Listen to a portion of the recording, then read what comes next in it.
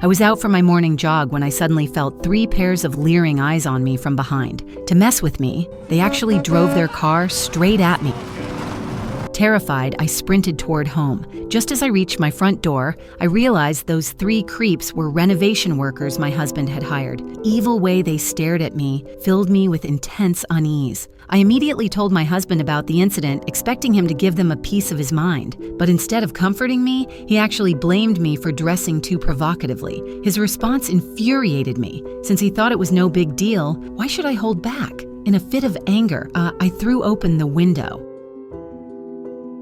The men across the way began breathing heavily, their eyes filled with hunger. I never imagined that this impulsive act of defiance would bring catastrophe upon my husband and me. Days later, my husband went to the closet for his clothes. When he opened the door, he cursed loudly. Seeing his panicked expression, I rushed to look inside. My cat had been hanged in the closet. Those renovation workers had to be responsible. I wanted my husband to call the police and have them arrested, but before I could speak, he turned on me instead. He actually blamed the whole thing on me for getting to lock the door. Seeing how spineless he was, I decided to take revenge myself. I lifted the carpet and retrieved a gun, but my husband stepped forward to stop me. He insisted violence wouldn't solve anything. To reassure me, he promised to talk to the workers tomorrow. The next day, when the workers came to continue their job, my husband called them inside under the pretense of needing help with an animal trap. Before he could speak, I walked in carrying beers. I wanted to see for myself whether he was truly a coward. The negotiation seemed to go smoothly.